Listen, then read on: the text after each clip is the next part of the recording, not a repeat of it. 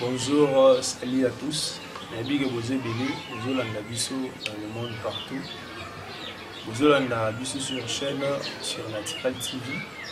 Ils ont une émission Impact, comme on a toujours dit Impact. Toujours de l'Ebelara Makamura bien. Ils ont la émission Moro découvrir la vérité, sur la connaissance, sur peut-être Bozalagi ignorant. Alors, pas trop de commentaires. Lelo, na memeli bino, mutumoko ya sika. Oyo akoloba, makamoko eza très capital. Peut-être dans soyoka na oyo yango, babeta lisolo nango. Peut-être oyoka ngo pe bat moko bazolobela ngo, mais tant soyoka ngo na ba niveau moko boyote. Alors, lelo d'abord avant de présenter bino mutuana, le sujet d'aujourd'hui d'abord eza tolobela sur la spiritualité. C'est dit tolobela spiritualité eza nini. Connaissance ni autre trouver dans la spiritualité. Alors, invité Nabiso à Lelo, Ramoro vraiment n'a représenté, mais la boutique Kaye, Moko a se présenté. Nous Moko Boye Baye, Yokaye, Azali Nani. Azam Mopanzi Nanga, bonjour pasteur. Bonjour. Alors, Bandeko Bazo Landayo, Bandeko Banani, pour se présenter un peu, Baye Baye. Comme on a dit, Stanislas Leleke. Nazali moko kati na basali ya nzambe baoyo bayebi biso na cadre ebele, mais lelo soki nazali na plateau awa nazali ko se trouver pour que tolobela makambo oyo etali spiritualité. Alors merci vraiment. Tokoumela vraiment trotter toko tout na monde tout na biso na ya liboso tant que tolobela likambo ya spiritualité d'abord. Pasteur, tant que toujours la spiritualité d'abord, spiritualité d'abord, c'est quoi d'abord la spiritualité? Toujours que le monde en parcours de l'appellation. Oui, merci Ndeko. Moi, oyo ebengami spiritualité, biso bato oyo ezali kobenga yango na monoko oyo ya biso. Généralement, tu bien la tango, comme on a molimo. Parce que na kati ya spiritualité, tu allez na molimo na kati wana. Donc, tant que vous avez la spiritualité, c'est-à-dire que vous trouvez des lots qui ont molimo na kati. Alors, tu vois que tout dans par exemple, tant que vous avez molimo mabe, molimo na nzambe. Molimo na nzambe également ezali l'esprit de Dieu. Par exemple, ce tozongi na création, quand Dieu, dans le christianisme, quand Dieu créa l'homme, il souffla son esprit na kati ya molimo wana ezali. Oui, ndeko na mutuna na yo na landi madame ndenge ozali kotuna molimo yango ezali nini, parce que na ebandeli exemple akelaki biloko nyonso ayaki kokela mpe moto na kati ya moto wana atiaki eloko moko kati na ye oyo ebengaki ke molimo oyo nzambe atiaki kati na moto yango nde kibunzambe mobimbi oyo apesaki na kati ya moto pour que moto ayeba ko exercer ba faculté nyonso oyo ezalaki na kati ya nzambe. Alors, tant que toujours dans exercer la faculté surtout ezalaki na kati ya nzambe. Le truc de Tali par exemple toye na batu ya occultisme, tous allaient un peu clair. Par exemple, dès le début Dieu avait déjà béni l'homme. Et nous avons découvrir que nous avons ce temps toujours le bénéfice de nous avons parti à répondre à la faculté où Zamba à ça. Par rapport à ce qu'on peut expliquer au juste à oui, bande qu'on a dit sur le baka ou bamisana kolobaki dès le début Dieu avait déjà béni l'homme. Oui. Bazali na torte, bazali na raison peut-être. c'est-à-dire balingi baloba boye ere nzambe apesi alatisi moto molimo na ye donc alatisaki liboso nanu avant ke alatisa moto molimo liboso tozalaki na matière ezali mabele wana nde afasonaki yango abimisi yango forme ya eloko oyo tozali kobenga lelo ou oyo tozali kozalela lelo tozobenga matière tozali moto. Mais pour que matière wana exercer ba faculté nango exercer pouvoir nyonso ya kibonzambe yango nzambe akotisaki kibonzambe na kati ya mabele wana oyo lelo tozali kobengama tozali bato. Maintenant oyo bandeko na biso oyo bazali koloba, c'est-à-dire que nzambe ye moko azali déjà bénédiction.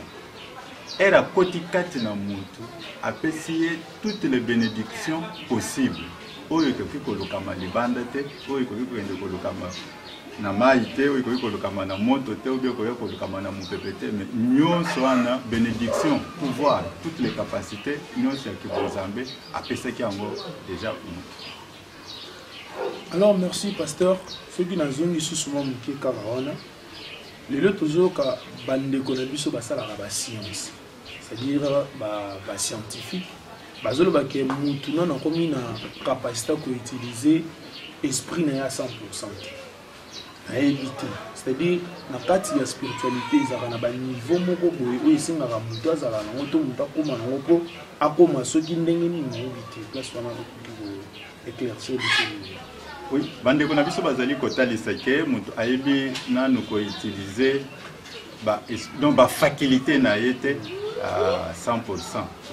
Mutu ayebi ko utiliser yango te, c'est par rapport ya ignorance o ezali kati na biso ou bien o ezali ko se retrouver kati na moko na moko. Mais nzambe apesaki mutu capacité wana. Nzambe akotaki kati na mutu.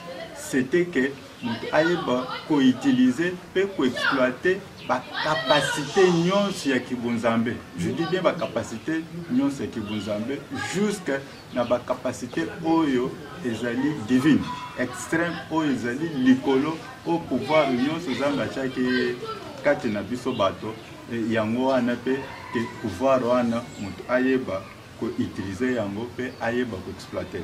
Mais na bande oyo bazali kotalisa ke mutu ayeba ki ko ayebi nanu ko utiliser ba capacité wana te. Oui, bande ko na biso bakozala quelque part na raison, quelque part bazali na tort. Nazali koloba ke bazali na raison pona ni parce que mutu azali kolinga koya koyeba ko exploiter ba capacité na ete en fonction ya ba mangomba ou tozali kosende comme ba religion.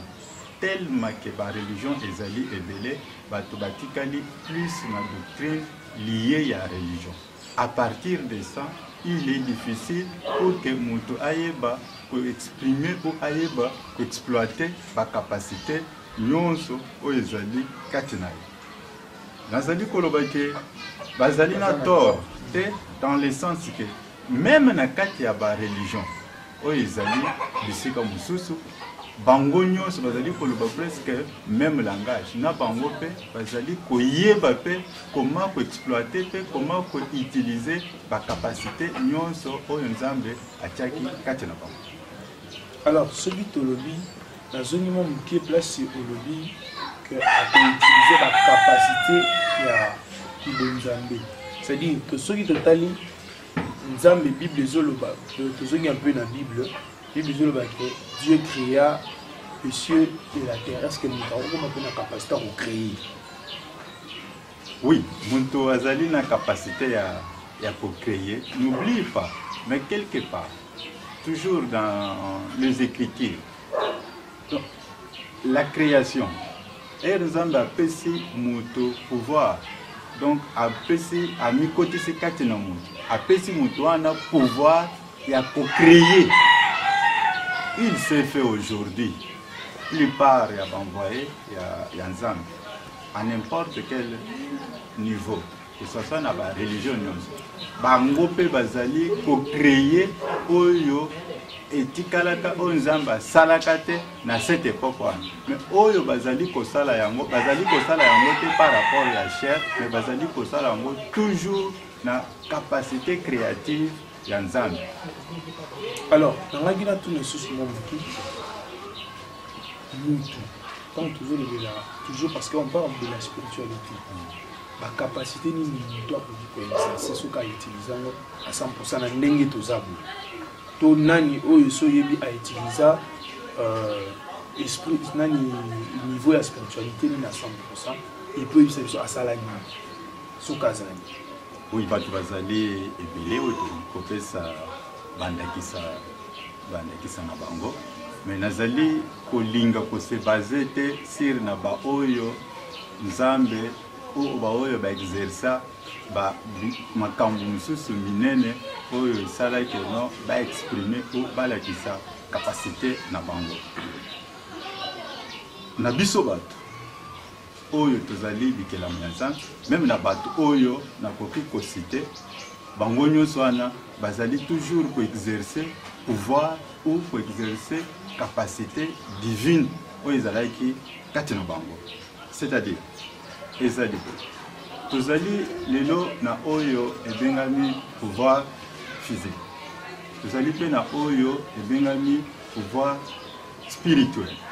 Pouvoir spirituel ezali kibunzambe oyo ezali kati na biso, mais pouvoir physique ezali makasi oyo moto azali ko exercer pour que ayeba ko réaliser but moko boy, c'est-à-dire na ba effort physique na ye oyo ezali ko permettre ya ko réaliser but moko boy. Na kopesa ndakisa moko soki moto alingi par exemple asala brique, pour que moto asala brique ezali molimo te nde koya kosala brique te, ezali pouvoir physique oyo ezali kati na ye. Donc makasi oyo aza nango nde ko permettre ke akota abimisa mabele azwa mabele wana asangisa ngo na eloko mususu e esala lelo eloko oyo kozala ebengami ke ezali brique.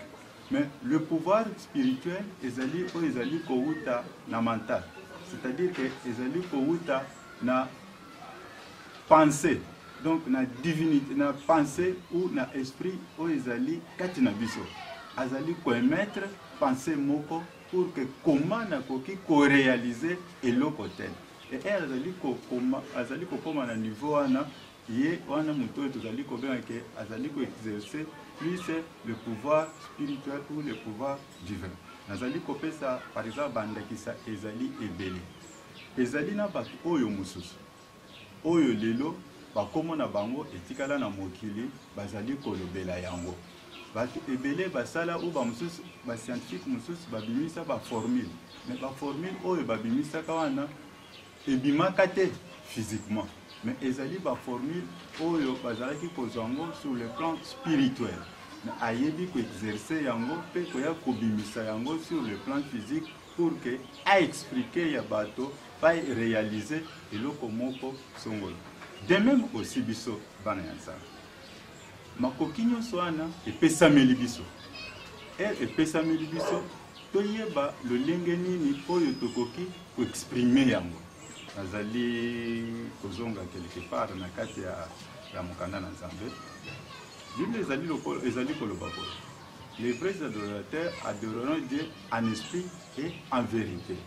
Quand nous parlons de l'esprit, nous voyons le mental ou la méditation.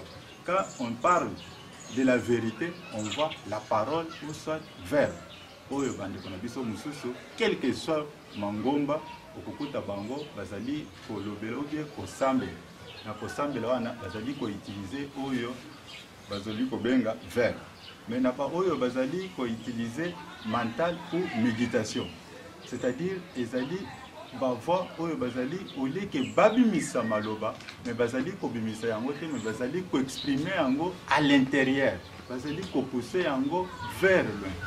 au lieu que maloba ebima yango ezali kotikala na kati e yango wana ezali pe kotalisa lelo lolenge nini biso bato oyo tokoki kozala pe koexprime bacapacité nyonso oyo kolo atia kati na biso. Alors naki na tout le sous monde beaucoup impact ou bien spiritualité ndenge nini ko influencer le corps physique, influence la spiritualité dans le corps physique des animaux. Oui, influence la spiritualité dans le corps physique et lingi koloba. C'est le spirituel qui précède le matériel. Oyo nyonso ezali kosalama sur le plan matériel et si esalamaki sur le plan spirituel. Yango nde eko permettre ko jouer influence wana kati na bomoi na biso ou kati na nzoto na biso pour que matériellement eyeba ko s'exécuter.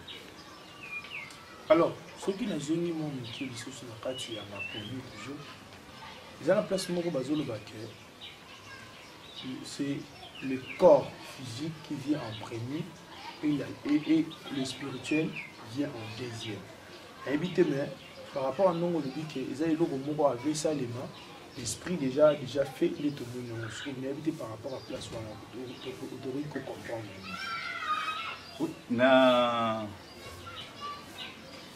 Na lingna talisa boy. C'est le spirituel qui précède le spirituel qui précède le matériel. Avant que corps oyo ezali le corps physique oyo ezali na corps spirituel. Na kopesa ndakisa moko.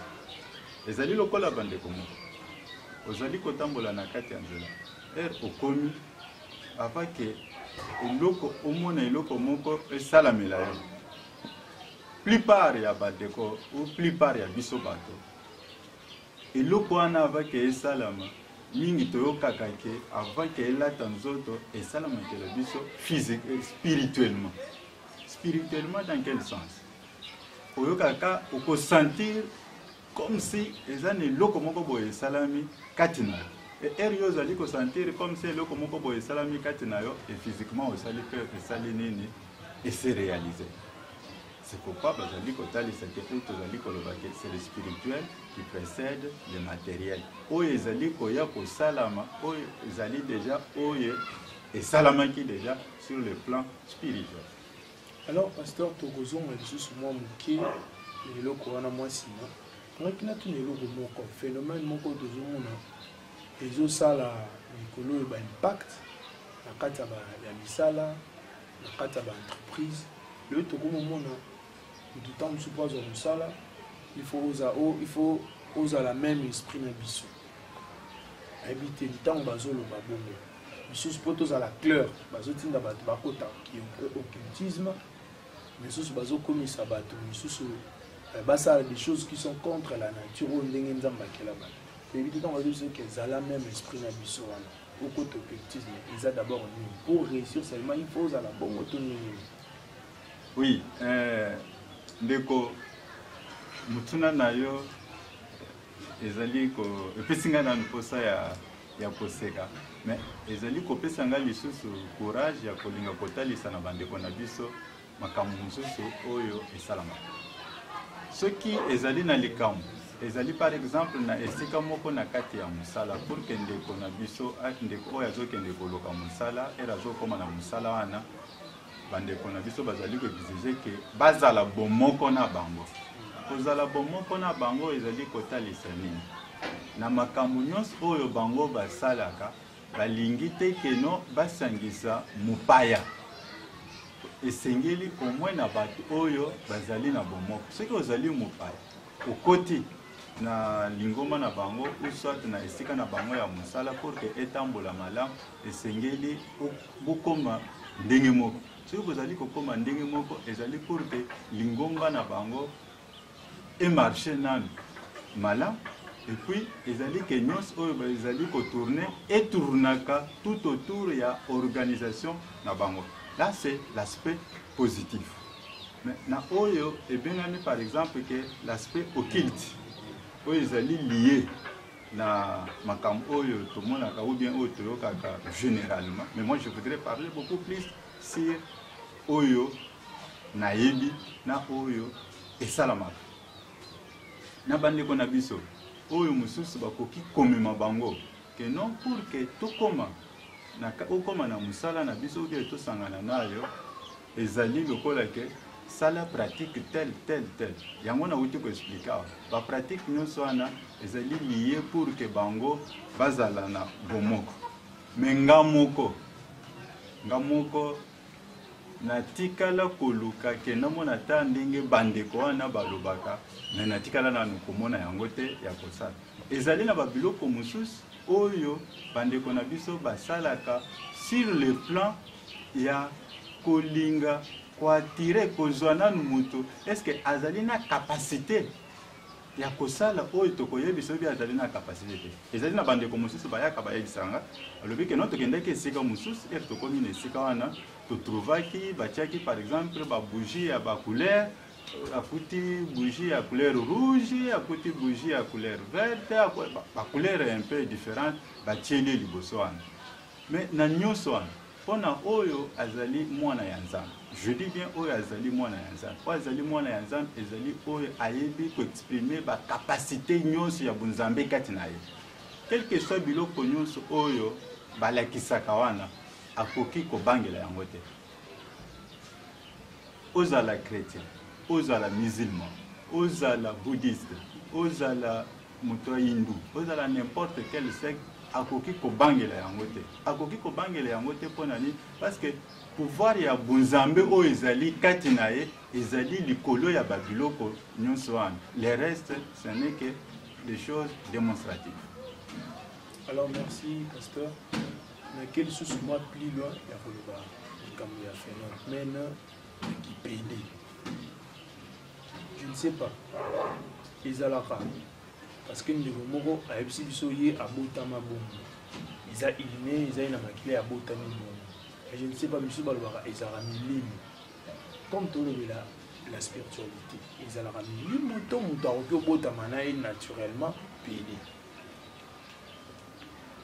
Nazali kolinga kopesa un peu de lumière na question oyo ndeko a posé ou a toni.